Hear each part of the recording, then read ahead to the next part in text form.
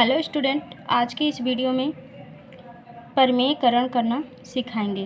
प्रमेयकरण कैसे किया जाता है, एक एक पॉइंट आज हम बताने वाले हैं। पूरी वीडियो एकदम ध्यान से देखिएगा जिससे आपको एक एक पॉइंट अच्छे से समझ में आ जाए। तो चलिए प्रमेयकरण करना सीखते हैं। देखिए, हमारे पास यहाँ पर 3 सवाल है, तीनों का हमें करना है और यहाँ पर हम हर का प्रमेयकरण करेंगे। तो चलिए एक एक सवाल को हम लोग लगाते हैं।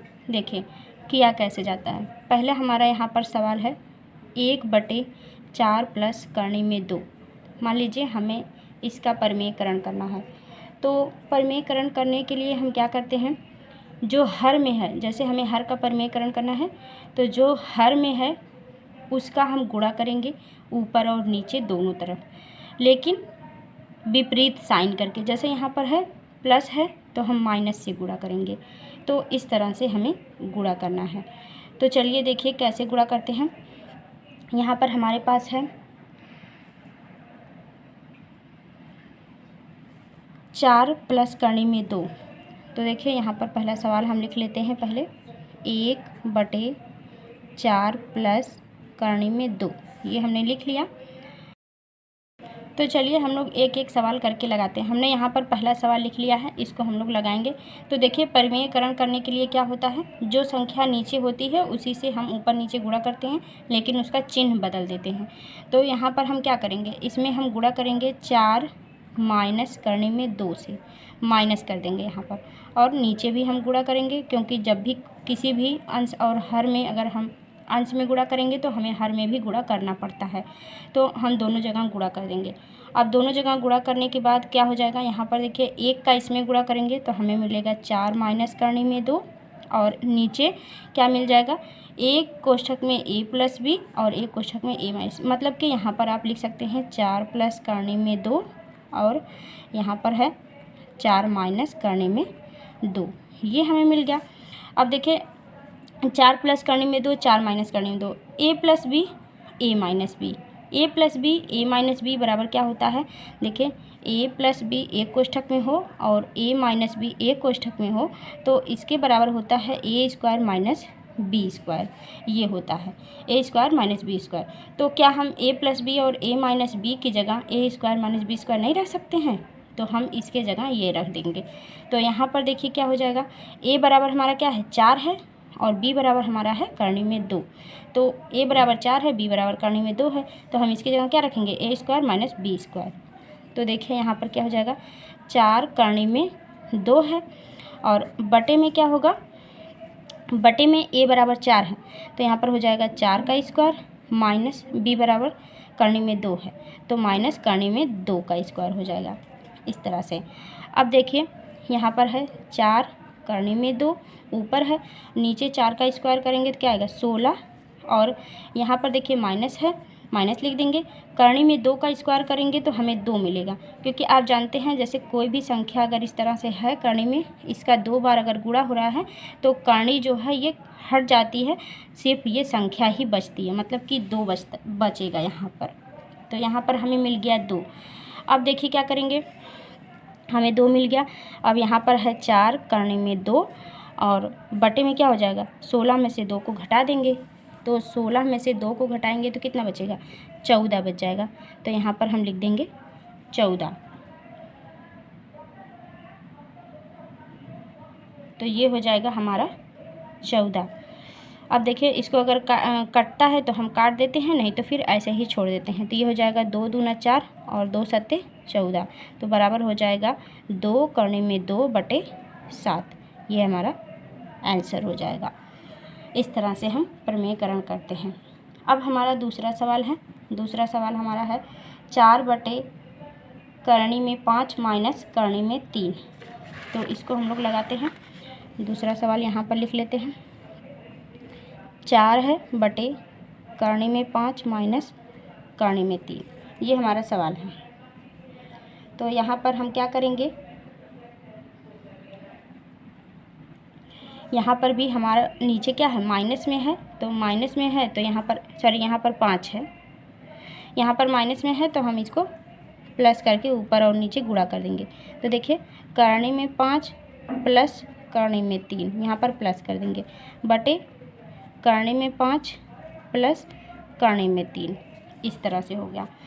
अब देखिए इसका हम इसमें गुणा कर देंगे या फिर ऐसे ही छोड़ेंगे। देखिए किस तरह से, बराबर यहाँ पर हो जाएगा 4 गुणे करनी में 3 करनी में 5 प्लस करनी में 3, ये हो गया ऊपर, और ये 5 है, और नीचे क्या हो जाएगा a minus B A plus B, एक कोष्ठक में a माइनस बी, एक कोष्ठक में a प्लस बी, मतलब कि करनी में 5 माइनस करनी में 3 एक कोष्ठक में हो गया, और करनी में 5 प्लस करनी में 3, यहाँ पर देखिए ये एक कोष्ठक में हो गया।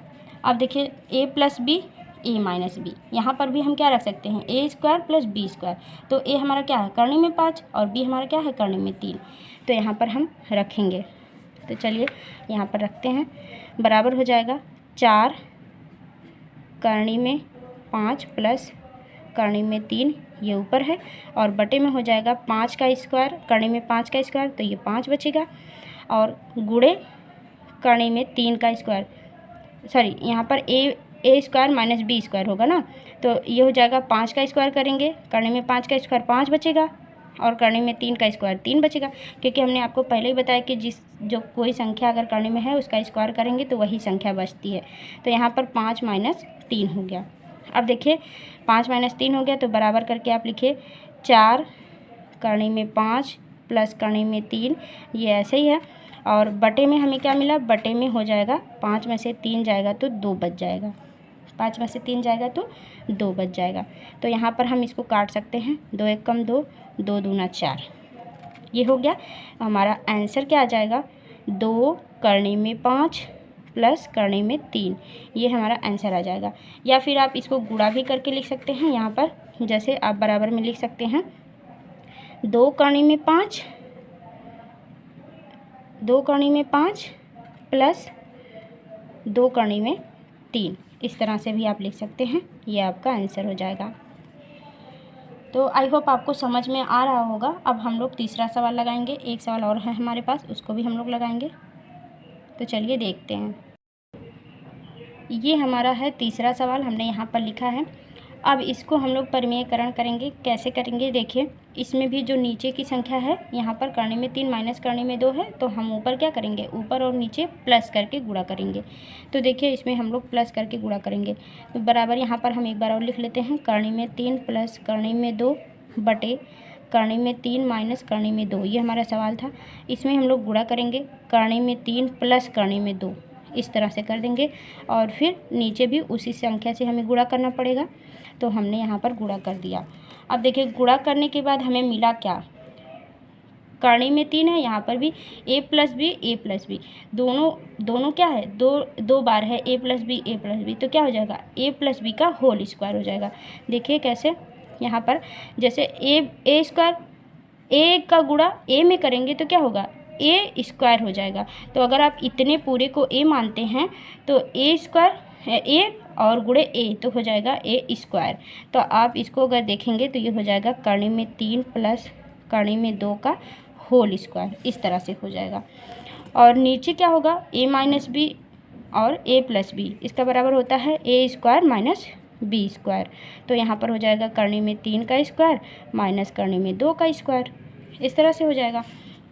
उसके बाद देखिए क्या होगा, अब a प्लस बी का होल स्क्वायर आप जानते हैं क्या होता है, a प्लस बी का होल स्क्वायर बराबर क्या होता है, a square plus B square plus 2ab, ये होता है इसका सूत्र, a square plus B square plus 2ab। तो यहाँ पर हम इसी सूत्र से इसको तोड़ देंगे। तो यहाँ पर देखिए a स्क्वायर ये हो जाएगा plus B square plus 2ab, इसको कर देंगे तो ये हो जाएगा a स्क्वायर मतलब कि करने में 3 का स्क्वायर प्लस बी स्क्वायर मतलब कि करने में 2 का स्क्वायर इंटू 2 गुणे करने में 3 गुणे करने में 2, ये हो जाएगा। इसी सूत्र पे हमने इसको रख दिया। बटे में हमारे पास क्या है, a square minus B square, a square minus B square, तो ये क्या हो जाएगा, इसको हम यहाँ पर a स्क्वायर करने में 3 का स्क्वायर करेंगे तो क्या बचेगा, 3 बचेगा। यहाँ पर देखिए करने में 3 है, इसका स्क्वायर करेंगे तो 3 बचेगा, माइनस 2 का स्क्वायर करेंगे तो क्या बचेगा, 2 बचेगा, यहाँ पर हो जाएगा 3 माइनस 2। अब ऊपर देखिए क्या है, कर्ण में 3 का स्क्वायर, कर्ण में 2 का स्क्वायर, यहाँ पर है 2 कर्ण में 3 इंटू कर्ण में 2, ये है। तो यहाँ पर देखिए अब ऊपर क्या हो जाएगा, कर्ण में 3 का स्क्वायर 3 हो जाएगा, प्लस कर्ण में 2 का स्क्वायर 2 हो जाएगा, गुणे कर्ण में 3 और कर्ण में 2, 2 गुणे कर्ण में 3 गुणे कर्ण में 2। अब देखिए कर्ण में 3 और कर्ण में 2 का गुणा करेंगे तो कितना आ जाएगा, 2 3 6, तो ये हो जाएगा 6। कर्ण में 3 और कर्ण में 2 का गुणा करेंगे तो ये हो जाएगा 6, और ये 2 है ही है यहाँ पर, और ये हो जाएगा कर्ण में 6। इन दोनों का गुणा कर देंगे तो कर्ण में 6 हो जाएगा। और नीचे आपके पास क्या बच रहा है, 3 में से 2 को घटा देंगे तो 1 बच जाएगा। 1 का मतलब क्या हुआ, किसी भी संख्या के बटे में 1 होगी तो कोई उससे मतलब नहीं होता है, वही संख्या ही होती है। तो यहाँ पर हम एक स्टेप में और इसको हम लोग जोड़ देते हैं, 3 और 2 जुड़ सकता है तो इसको हम जोड़ देंगे 5 हो जाएगा, गुणे बचेगा 2 कर्ण में 6, यही आपका आंसर हो जाएगा। तो इस तरह से परिमेयकरण करते हैं। आई होप आपको अगर अच्छे से समझ में आ गया होगा तो आप वीडियो को लाइक ज़रूर करेंगे। चैनल पर नए हैं तो चैनल को सब्सक्राइब ज़रूर कर लीजिएगा। Thank you. मिलेंगे इसी तरह से और भी वीडियोज़ के साथ जिसमें आपको कुछ ना कुछ सीखने को ज़रूर मिलेगा।